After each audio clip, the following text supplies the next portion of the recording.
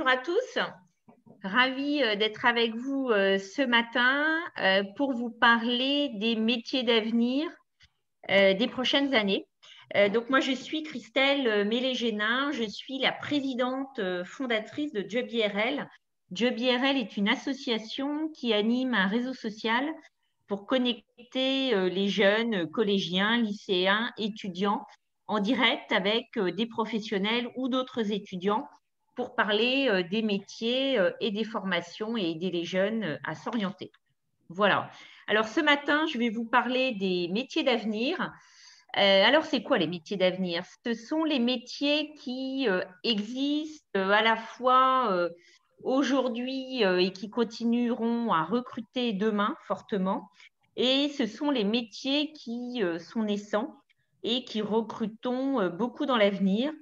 Et la raison pour laquelle voulais vous parler des métiers d'avenir aujourd'hui, c'est que lorsqu'on s'oriente, c'est important de prendre en compte ses motivations, ses centres d'intérêt, mais c'est aussi quand même très important, je dirais, un peu de regarder ce qu'est le marché du travail, car certes, il y a des métiers passion pour lesquels il y a peu de débouchés, mais vers lesquels on va, car voilà, on a vraiment cette passion et on tente sa chance et on met toute son énergie possible pour y aller, mais on sait qu'il faudra être parmi les meilleurs pour y arriver. Et puis, il y a des métiers qui recrutent fortement. Et dans ces cas-là, on sait que ça sera beaucoup plus simple de trouver un emploi. Et donc, c'est quand même intéressant de voir si parmi ces métiers d'avenir, il est possible de satisfaire ses motivations et ses centres d'intérêt et d'exercer dans ces secteurs. Donc voilà, donc c'est intéressant aussi, je trouve que c'est une bonne occasion pour vous rappeler un peu les b.a.-ba de comment s'orienter.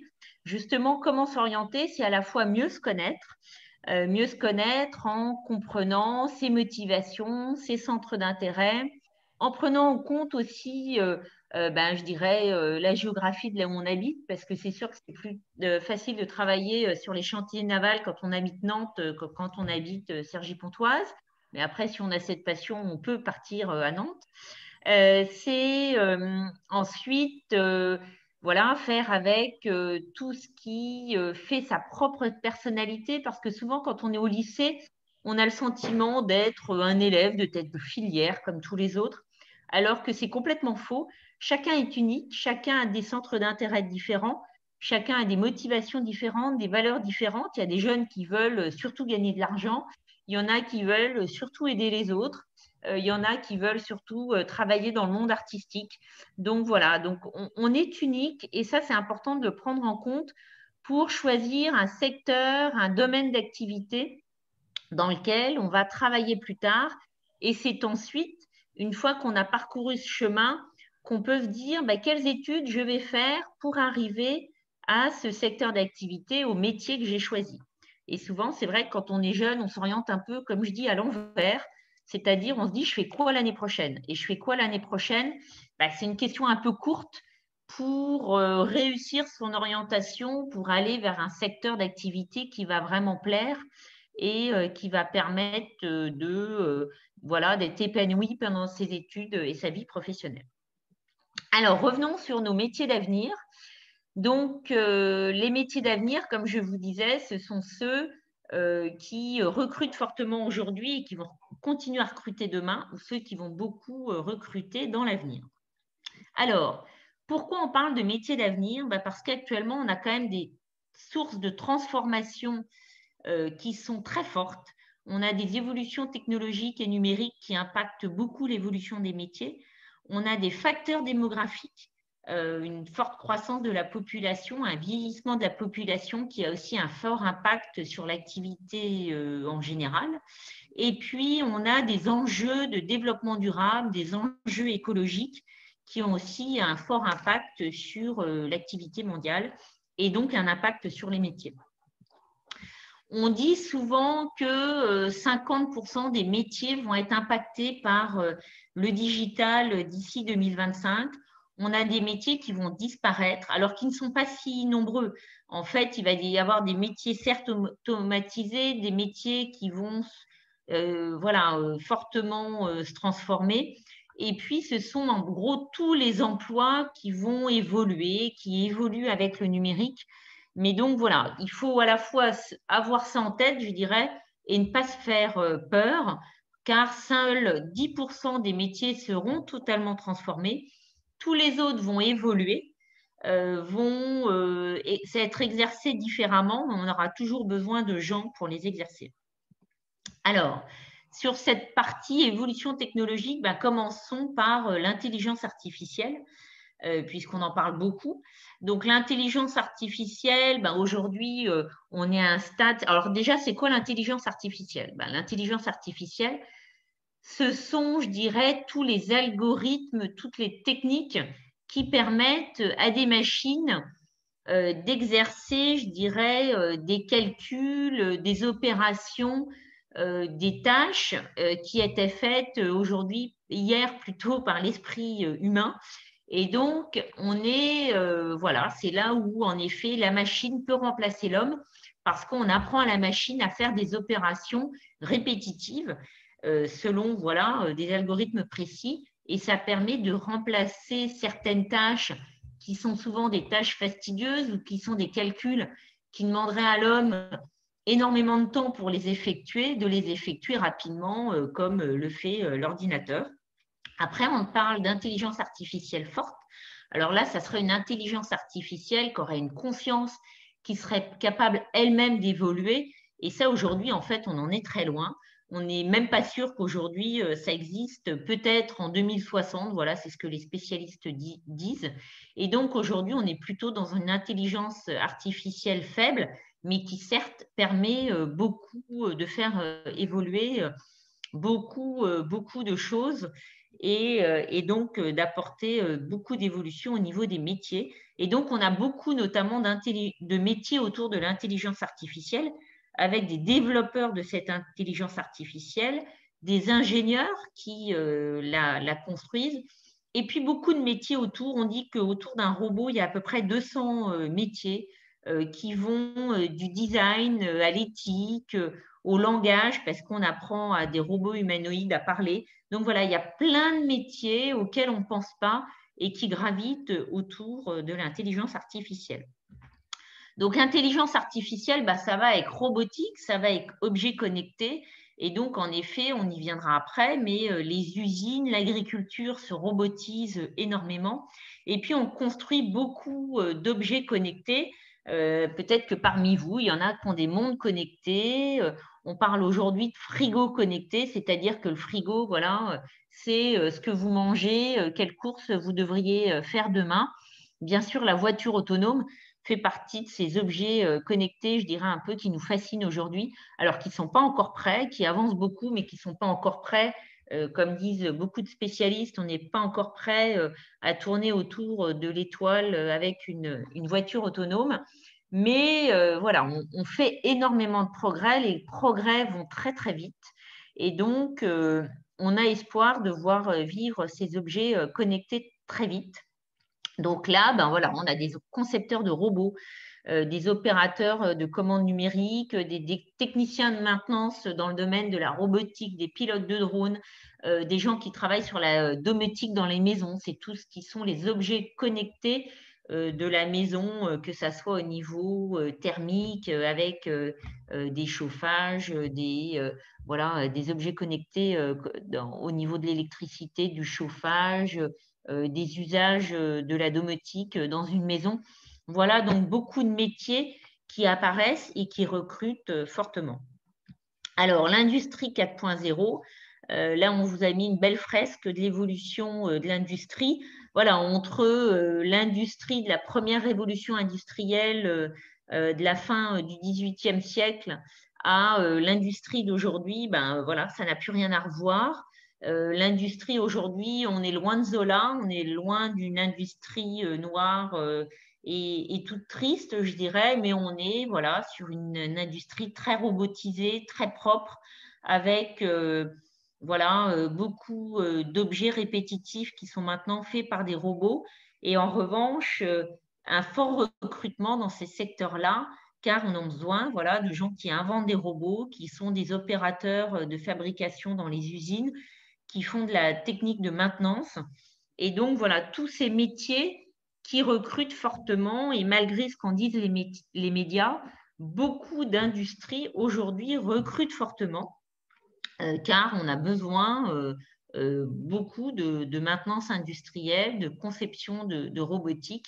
Et là, donc, il y a plein d'industries qui recrutent fortement. Alors, la partie évolution numérique va beaucoup avec le e-commerce. Quand hier, voilà, on avait uniquement des commerces physiques. Aujourd'hui, on a beaucoup de commerce en ligne avec des web designers, avec des responsables en web marketing. Ce sont des responsables qui… parce que si vous voulez, l'e-commerce, c'est à la fois créer donc les sites Internet qui permettent d'accueillir les internautes voilà, pour leur vendre des produits. Ensuite, il y a toute la partie qui est très importante de web marketing. Le web marketing, c'est comment faire venir les clients sur le site d'e-commerce. Parce que ce n'est pas le tout d'avoir un site Internet, il faut amener les clients sur le site Internet. Et on sait que la plupart des personnes restent sur la première ou la deuxième page de Google quand elles cherchent quelque chose. Et donc, il y a une lutte, une véritable lutte entre les e-commerçants pour être sur ces premières pages.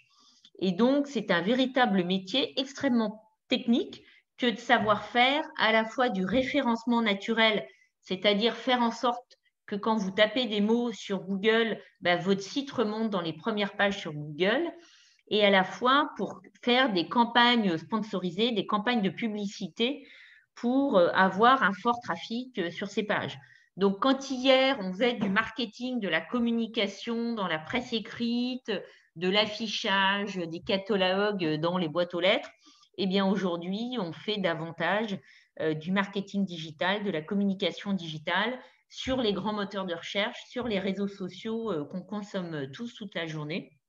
D'ailleurs, vous voyez, on vous a inscrit le métier de community manager. Donc, c'est un métier qui correspond à toute la communication qu'on va faire sur les réseaux sociaux pour que les jeunes et les moins jeunes, mais les personnes viennent sur les sites Internet. Donc, voilà des métiers qui sont fortement ouverts aux jeunes, car il est certain qu'entre nous, les gens il y a beaucoup de gens de 50, 60 ans qui ont fait du marketing, de la communication toute leur vie, mais qui n'ont pas obligatoirement une connaissance précise de ces techniques digitales.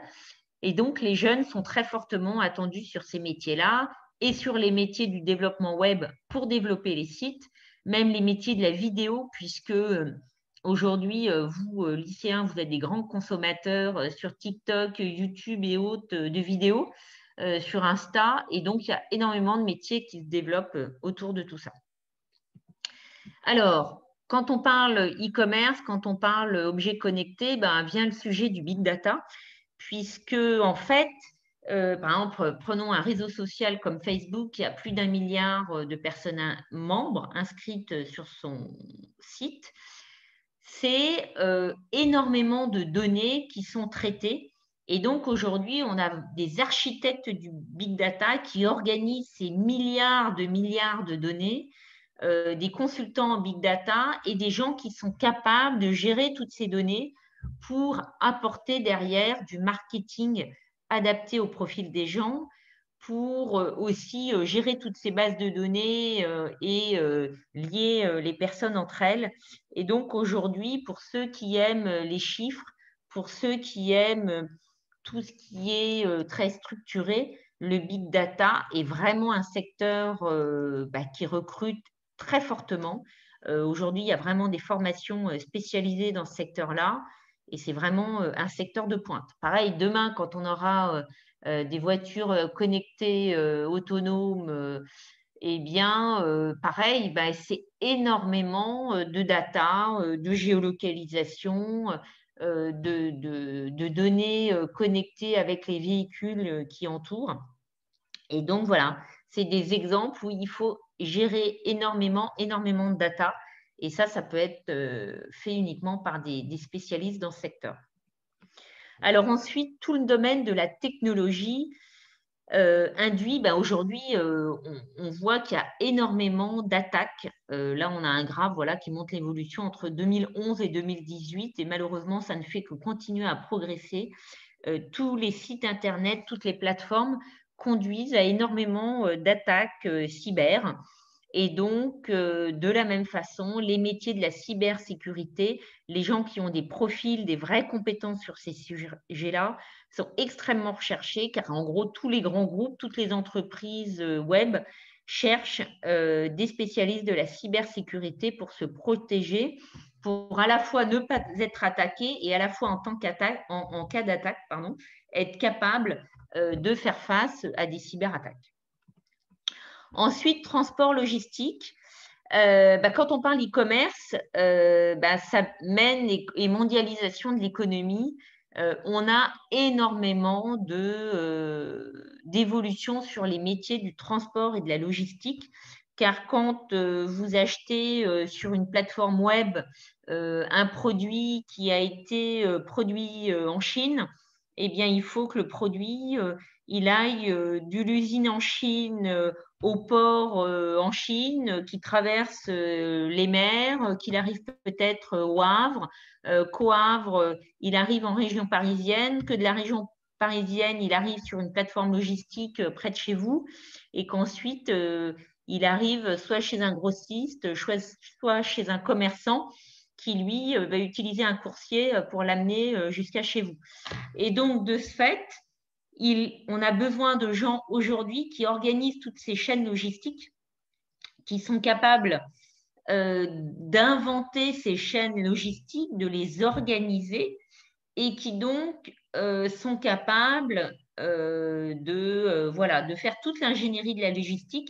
Et puis, vous avez des responsables logistiques à chaque étape, sur chaque réseau, et puis des gens qui sont eux-mêmes opérateurs avec des chauffeurs routiers, des coursiers. Voilà, il y a vraiment des emplois à tous les niveaux de la logistique, du bac+5 à des emplois moins qualifiés, mais chacun est extrêmement aussi demandé aujourd'hui, puisqu'on a des milliards de marchandises qui font le tour du monde, je dirais, tous les jours. Alors, un autre facteur fort de la transformation des métiers, ce sont les facteurs démographiques. Donc, en 2050, on sera près de 10 milliards d'humains sur Terre. On sera 11 milliards, vous voyez, en 2100. Et donc, on est obligé de repenser l'agroalimentaire et plein de filières de la santé, de l'agroalimentaire, de l'agriculture pour soigner, nourrir ces populations demain.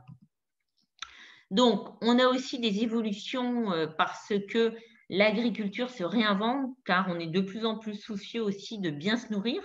Donc, on a de plus en plus de filières bio. Donc, les filières bio explosent. On a des filières qui explosent sur le maraîchage avec la permaculture. Et donc, l'agriculture évolue énormément. En plus, aujourd'hui, on a énormément d'agriculteurs qui sont proches de la retraite, qui ont besoin, par exemple en France, d'être remplacés par les nouvelles générations.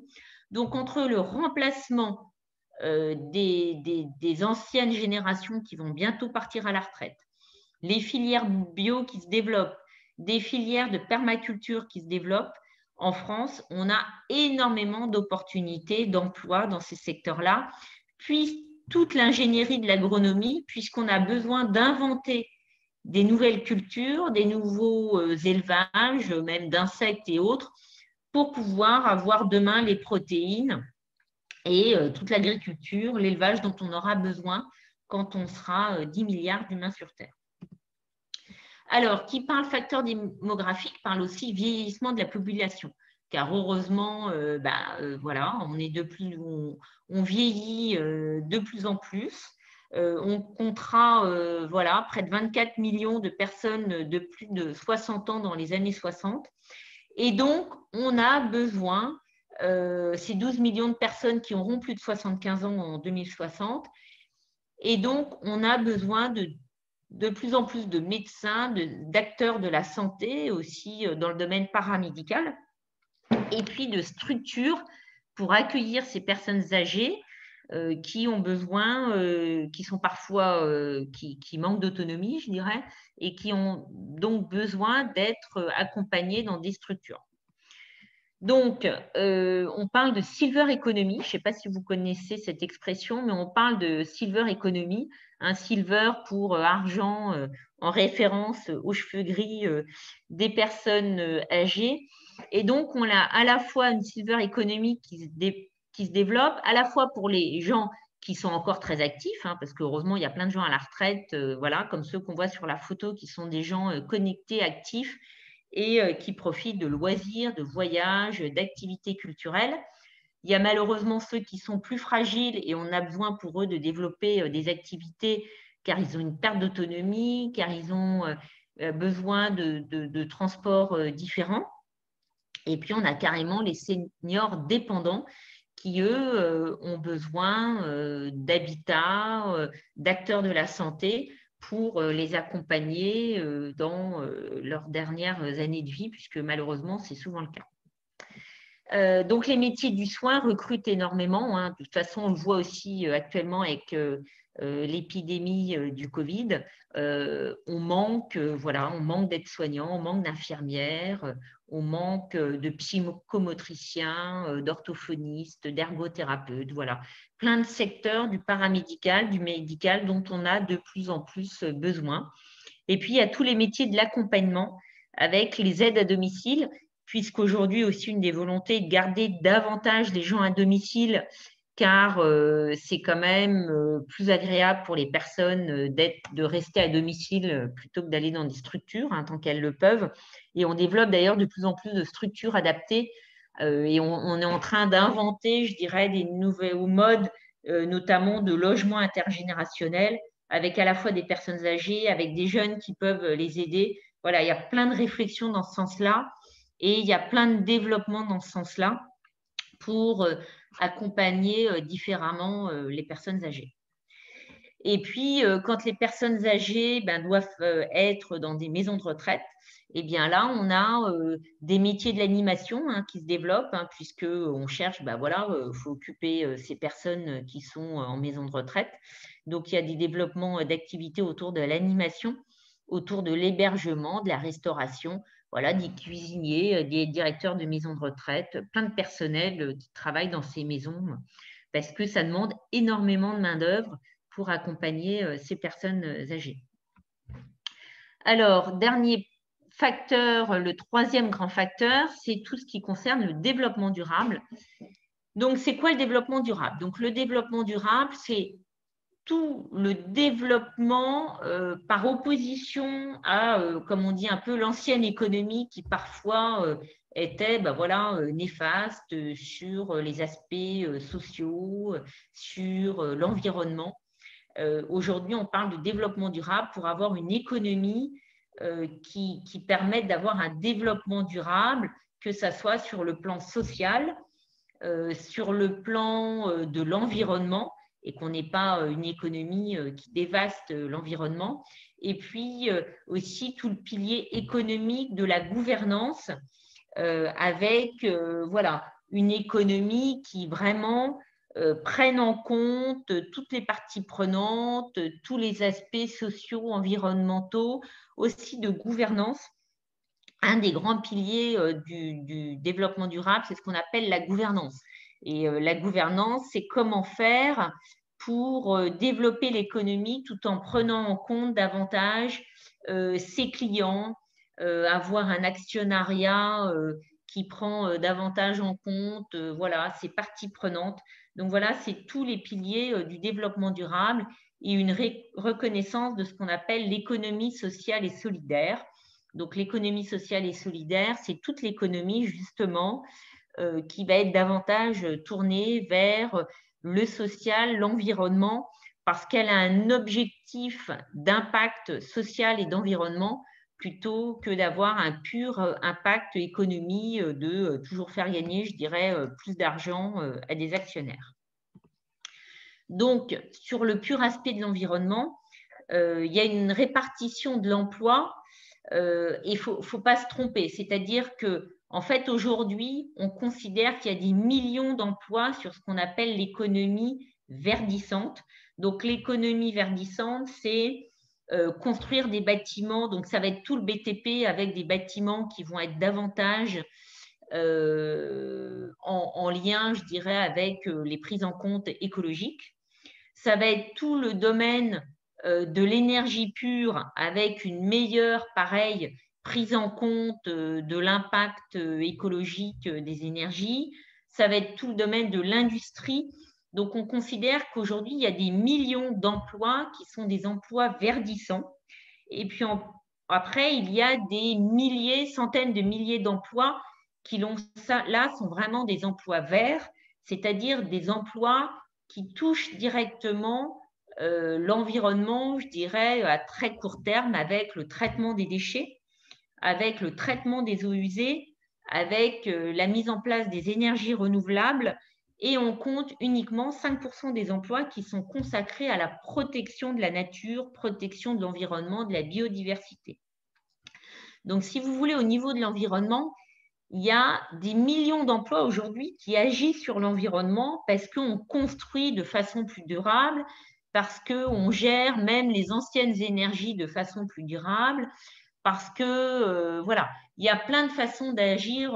C'est tout. Voilà, quand vous travaillez dans l'automobile et que vous créez des voitures hybrides ou avec des biocarburants et autres, vous avez un impact sur l'environnement. Et puis après, vous avez les purs emplois verts où là, vous êtes vraiment dans le traitement des déchets, des eaux, de l'énergie, des énergies renouvelables, et puis des emplois consacrés vraiment à la protection de la nature et de l'environnement. Voilà, donc encore des emplois qui appellent de nouvelles compétences, voilà, des profils qui connaissent toutes ces thématiques. Donc l'économie sociale et solidaire, là je vous en parlais. Donc en fait, c'est une approche différente de l'économie avec une prise en compte directe des enjeux environnementaux, sociaux. Par exemple, voyez moi, je suis une entrepreneur sociale et solidaire car j'ai créé une association pour aider les jeunes à s'orienter.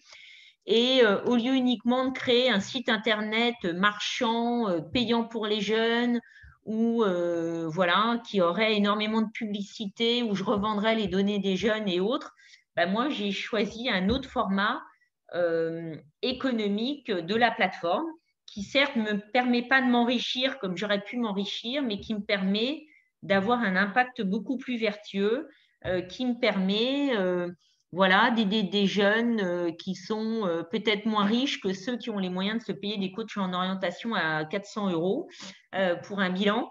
Voilà, donc c'est une prise en compte différente des autres pour pouvoir mieux les aider, avoir un meilleur impact auprès d'eux. Donc, on considère en France qu'il y a 10% des emplois qui sont relatifs à l'emploi social et solidaire.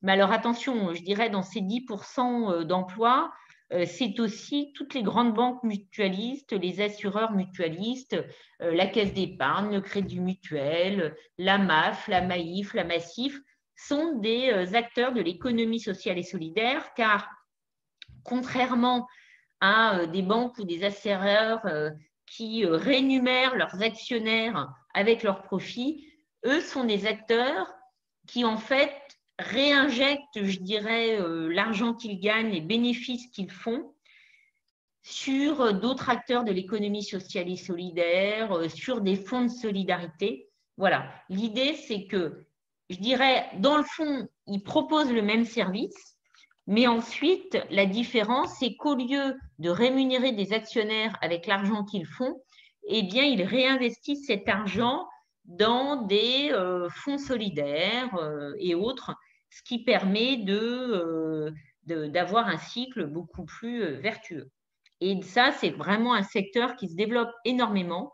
Et comme les jeunes générations des étudiants d'aujourd'hui cherchent d'avoir davantage de sens, si vous voulez, dans leur activité, il y a beaucoup de jeunes qui aujourd'hui souhaitent travailler dans le secteur de l'économie sociale et solidaire. Alors, il y a aussi énormément d'autres secteurs qui recrutent fortement, donc je trouve ça intéressant de vous les citer. Tout ce qui est du domaine de la défense, de la sécurité recrute beaucoup. L'armée, la police nationale, la gendarmerie recrutent énormément. L'enseignement, on manque crucialement aujourd'hui de professeurs dans les collèges, dans les lycées. Donc, l'enseignement recrute énormément. Le BTP est l'un aussi des secteurs qui recrute le plus. Vous voyez, par exemple, actuellement, dans les travaux du Grand Paris, on est obligé de mettre en pause certains projets car on manque de main-d'œuvre. Donc, le BTP recrute extrêmement fortement. La santé, on l'a vu, recrute beaucoup. Alors, certes, actuellement, pour faire face au Covid, mais aussi parce que, comme on l'a vu, les populations vieillissent. La comptabilité est un secteur qui recrute aussi beaucoup. Et comme je dirais, il y a moins de jeunes qui ont envie de travailler dans la comptabilité que de postes à pourvoir. Eh bien, les personnes qui font leurs études dans le domaine de l'audit, de la comptabilité, j'ai envie de dire, ne recherchent pas d'emploi car elles sont tout de suite recrutées. Le domaine de l'industrie recrute aussi, comme on l'a déjà vu, beaucoup. Tout ce qui est du domaine du service à l'industrie, nous, on le voit avec des partenaires comme Engie et autres qui ont beaucoup de services à leurs clients, recherchent beaucoup à recruter. Alors, tout le secteur de l'hôtellerie-restauration, je dirais, est un secteur, c'est un peu difficile d'en parler actuellement parce que il est certain qu'actuellement, avec la crise du Covid, le tourisme en France est à l'arrêt, l'hôtellerie est à l'arrêt, la restauration est à l'arrêt. Et aujourd'hui, par exemple, des jeunes qui voudraient partir dans ces filières-là en alternance, c'est compliqué parce que malheureusement, ils ne peuvent pas trouver de contrat d'alternance.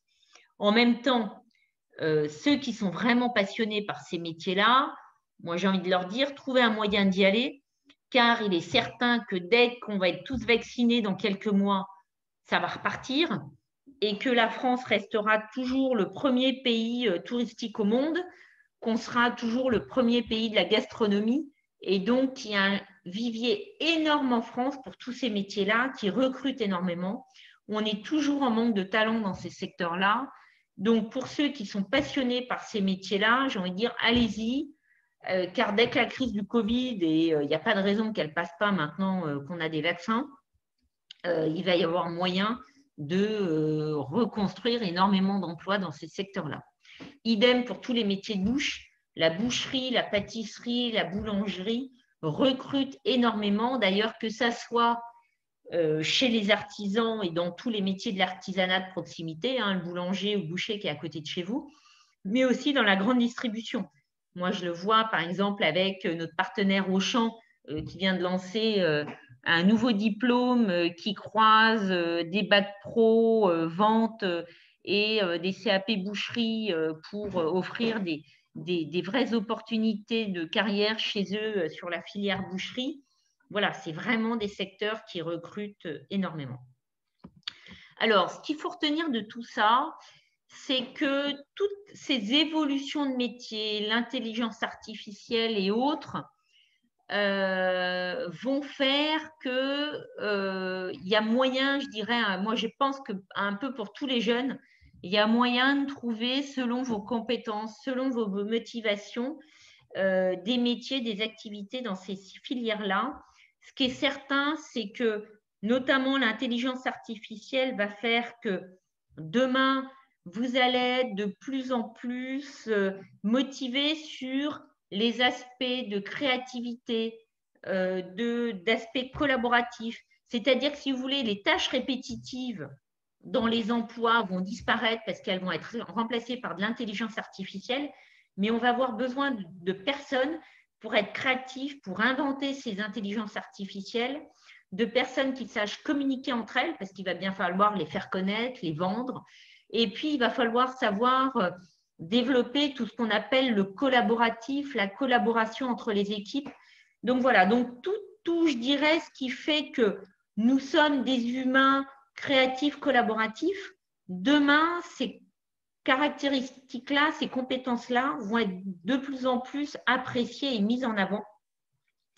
Donc, restez curieux, restez très à l'écoute des évolutions. Et puis, voilà, il n'y a pas de raison que vous ne trouviez pas votre place dans cet environnement. Moi, je dis souvent aux jeunes, quand je fais des conférences en plénière, c'est vous qui allez inventer l'économie de demain, les nouveaux usages de demain.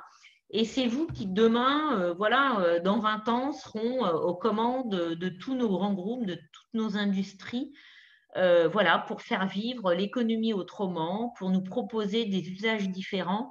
Et tout ça se réinvente, alors certes très vite, mais vraiment toute la jeunesse a de quoi trouver sa place. Alors, un dernier mot sur JobIRL, parce que je trouve ça intéressant que vous connaissiez JobIRL. Donc, notre réseau social, hein, que vous trouvez très facilement sur Internet, jobirl.com. Depuis le début de JobIRL, c'est plus de 100 000 inscrits.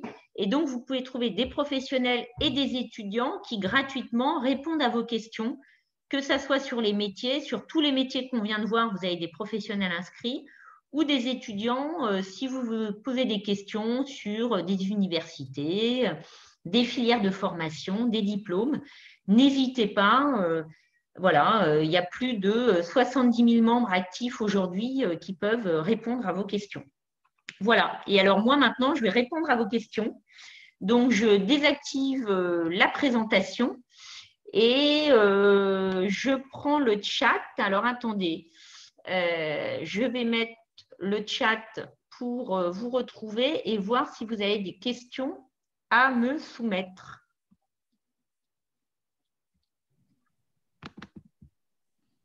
Christelle, est-ce que tu voyais les Alors, questions? attendez, je suis en train de chercher le chat, en fait. Pourquoi je le Oui, trouve? moi non plus, c'est embêtant. Ah ouais, il n'y a pas le chat, en fait. Ah, il est là. Oui, c'est bon. Voilà, moi, je l'ai trouvé. Ah ben moi, Alors, je n'ai aucune lecture du chat, c'est pas normal. ah, Désolée, alors, je ne vais pas pouvoir Laetitia, lire. est-ce que je vois aucune question pour l'instant? Est-ce que vous trouvez le chat? Quand vous allez dans plus, il y a marqué chat Normalement, ils ont la main.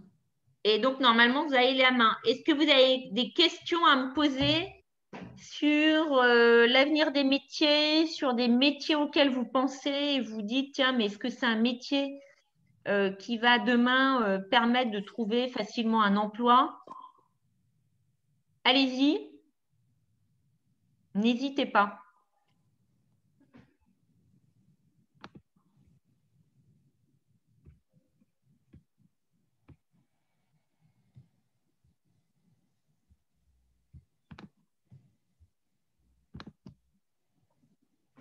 Dominique, vous avez trouvé aussi le lien vers le chat?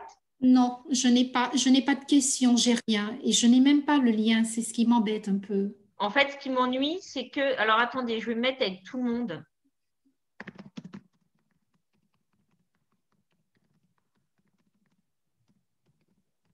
Est-ce que vous voyez… Oui, moi je lis. Est-ce que vous pouvez lire ce chat? Oui, moi je Ah, voilà. non, le lit. Alors, peut-être que les jeunes vont le voir et ça va leur permettre de me poser des questions. N'hésitez pas, hein, il n'y a pas de questions bêtes. N'hésitez pas à me poser vos questions. Peut-être qu'ils reviendront vers vous par l'adresse email, peut-être la Ou alors peut-être vous pouvez coordonnée. leur laisser la parole. Comme en plus, je vois, ils sont une vingtaine, une trentaine. Peut-être… Normalement, je n'ai pas le droit. Ils sont 16 exactement. Ah, d'accord, vous n'avez pas le droit. Bon, Ils peuvent alors dans ce cas… écrire. C'est d'ailleurs plus facile pour eux parce que souvent, ils ont du mal à s'exprimer.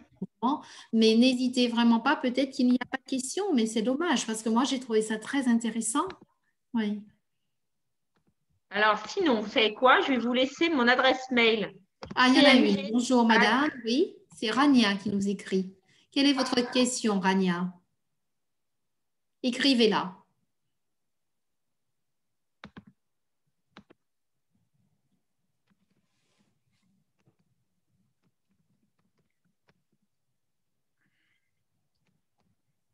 Rania, vous avez une question? Il faut l'écrire, hein, si vous en avez une.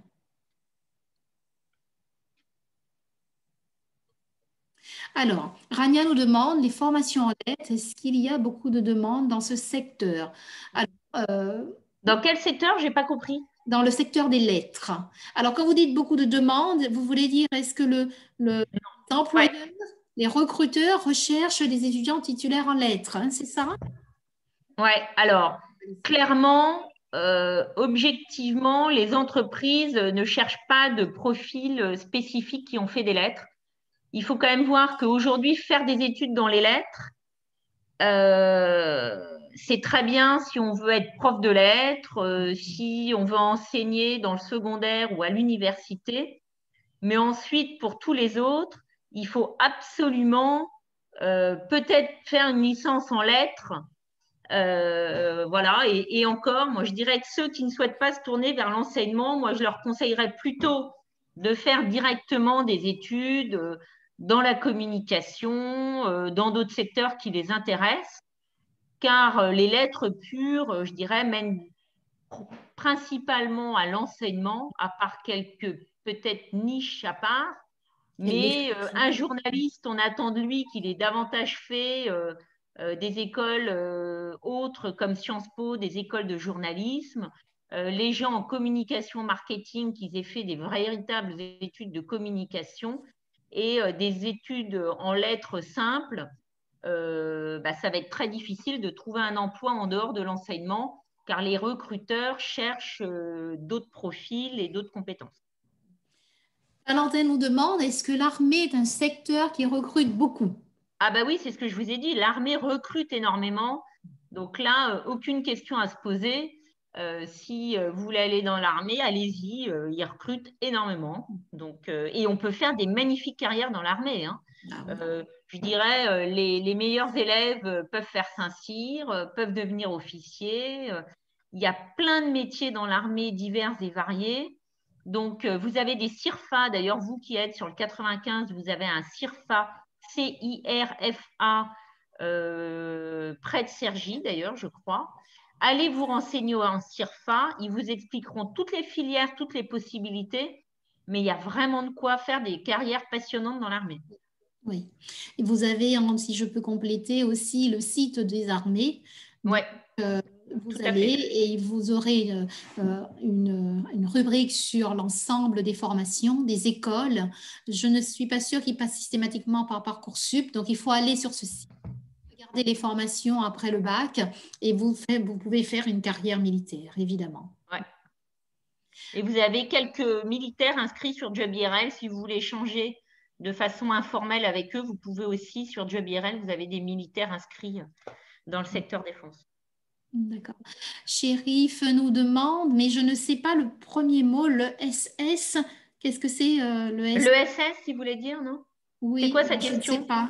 Alors attendez. N'est-elle pas un gouffre financier pour les banques qui y participent? Bon, Ah non, bah pas du tout, non, non, parce qu'au mais qu'est-ce contraire, que c'est le SS? Moi, je ne sais ouais, ouais, non, mais je pas. comprends. Économie sociale et solidaire, voilà. Voilà, c'est ça. Non, non, bah pas du tout, parce qu'en fait, les entreprises, enfin, d'ailleurs, le Crédit Mutuel, qui est une banque de l'économie sociale et solidaire, est depuis plusieurs années considérée comme la banque la plus aimée des Français.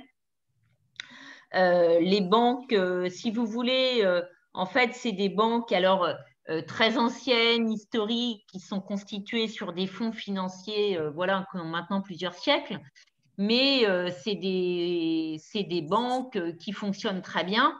Mais si vous voulez, la différence entre l'ESS et une entreprise capitalistique, c'est qu'une entreprise de l'ESS, elle a juste en gros à être à l'équilibre et ensuite elle réinjecte, je dirais, les bénéfices qu'elle fait et donc ça lui permet de développer énormément de projets par ailleurs.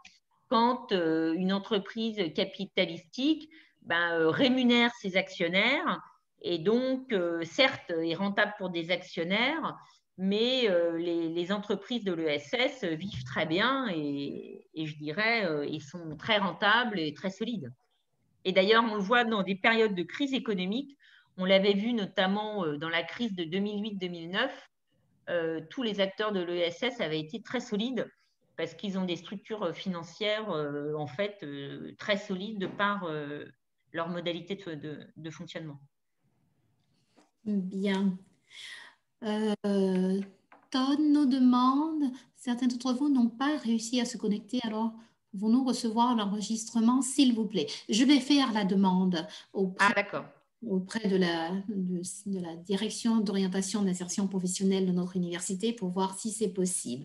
De toutes les façons, tout est enregistré et le nom de Tom.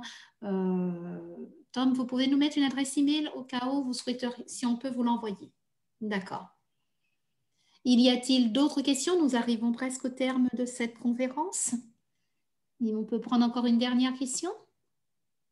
Pas de nouvelles questions? Tom, est-ce que vous voulez bien me mettre votre adresse dans le chat de façon à ce que, si c'est possible, voilà, je l'ai reçu, merci. Bien, ben, il n'y a pas de nouvelles questions. Nous allons donc clôturer. Je laisse Madame Génin vous clôturer la séance. Eh ben, écoutez, ravie d'avoir partagé voilà, cette étude que nous avons faite sur les métiers d'avenir avec vous. Et puis, bah, n'hésitez pas à venir sur Job IRL, poser vos questions à des pros, à des étudiants. On est là pour ça et bonne continuation dans vos questions d'orientation parce que c'est vrai que c'est pas facile, mais en même temps, vous inquiétez pas. Enfin, soyez pas trop anxieux, quel que soit le chemin que vous prendrez. Voilà, tous les chemins mènent à Rome et c'est vrai aussi qu'en orientation, parfois à un moment, on n'a pas exactement ce qu'on veut. Mais on y arrive après. Il y a énormément de passerelles aujourd'hui entre les licences, les masters, les BTS, les écoles. Voilà, il y a tellement de filières et tellement de passerelles aujourd'hui qu'il y a plein de possibilités pour arriver à ce que vous voulez faire. Mais posez-vous les bonnes questions. Ça vous permettra peut-être de trouver un chemin plus rapide, ce qui est quand même plus sympa. Voilà, bonne Oui, continuation et bonne oui. journée. Je vous remercie tous et je remercie très chaleureusement Madame Génin d'avoir voulu participer. J'ai trouvé fort intéressant cette conférence. Merci beaucoup. Bonne matinée à tous. Au revoir. Au revoir.